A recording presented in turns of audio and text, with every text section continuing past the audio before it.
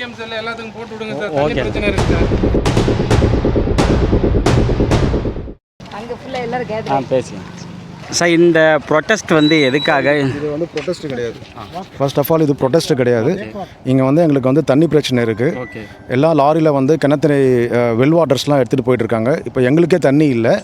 நாங்கள் வந்து ப்ரொட்டஸ்ட் பண்ணிட்டோம். பஞ்சாயத்தில் போய் பேசிட்டோம். லாரி ஓனர்ஸ்கிட்டையும் பேசிட்டோம். வெல் ஓனர்ஸ்கிட்டையும் பேசிட்டோம். எங்களுக்கு எந்த ஒரு இதுவுமே இது வரைக்கும் சொல்யூஷன் கொடுக்கல. நைட்டு மட்டும்தான் எடுப்பேன்னு சொன்னாங்க. 8 மணிலேருந்து காலையில் 6 மணி வரைக்கும். அதுவும் அவங்க ஃபாலோ பண்ண மாட்டாங்க. இது நாங்கள் இன்றைக்கி பண்ணுறது ப்ரொட்டஸ்ட் கிடையாது.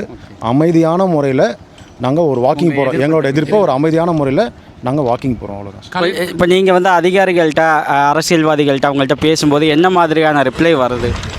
அவங்க பஞ்சாயத்தில் அவங்க சப்போர்ட் தான் சார் பண்ணுறாங்க. பட் ஆனால் இதை வந்து லாரி ஓனர்ஸும் சரி வெல் ஓனர்ஸும் சரி அதுக்கு அவங்க ரெஸ்பெக்ட் கொடுக்க மாட்டுறாங்க. பஞ்சாயத்துலேயும் வந்து அவங்க 2 பேருக்கும் சப்போர்ட்டாக தான் பேசுகிறாங்க. அவங்க ஒரு டைமிங் ஃபிக்ஸ் பண்ணாங்க. அவங்களும் நம்ம கம்ப்ளீட்டாக ஸ்டாப் பண்ண முடியாது. ஸோ அதுக்குன்னு ஒரு டைம் ஃபிக்ஸ் பண்ணாங்க. ஸோ அந்த டைமை வந்து ஃபாலோ பண்ண மாட்டுறாங்க, அவ்வளோதான். அவங்க சப்போர்ட் தான் பண்ணுறாங்க. பட் ஸ்டில் மக்கள் ஃபாலோ பண்ண மீனிங் அந்த வெல் ஓனர்ஸோ லாரி ஓனர்ஸோ அதை ஃபாலோ பண்ண மாட்டுறாங்க. லாரி ஓனர் சைட்லேருந்து என்ன மாதிரியான ரிப்ளை வந்துட்டு? நாங்கள் லாரி ஓனர்ஸ் கிட்ட பேசலை, வெல் ஓனர்ஸ் கிட்ட தான் நாங்கள் பேசணும். அவங்க பண்ணுறேன்னு தான் சொல்கிறாங்க, ஆனால் பண்ண மாட்டுறாங்க. இப்போ இதோட அடுத்த கட்ட நடவடிக்கைகள் என்ன மாதிரி போகும்னு நினைக்கிறீங்க? எங்களுக்கு தெரியல சார். எங்களுக்கு தண்ணி வேணும்.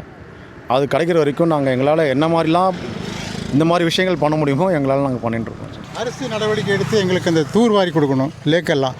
அதனால் க்ளீன் பண்ணி தூர்வாரி அதுக்கான ஏற்பாடு தான் நாங்கள் லேக் வாக் போகிறோம்.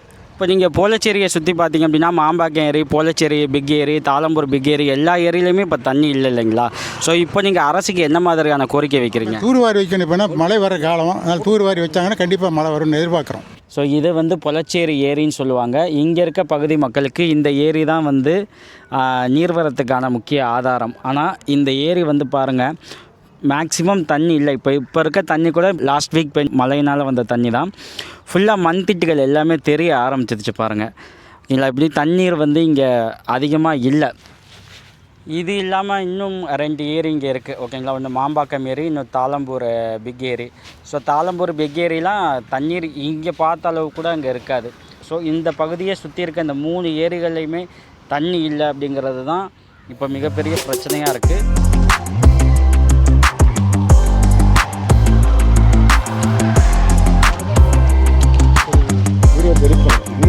இங்கே டிஏபிசி தான் ஆட்சி.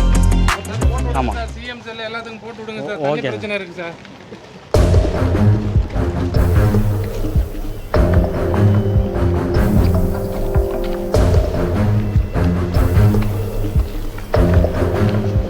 தமிழ்நாடு அரசு இதற்கு தகுந்த தீர்வு கொண்டு வரணும் அப்படிங்கிற ஒரு முக்கியமான கோரிக்கையை இப்பகுதி மக்கள் வச்சுருக்காங்க.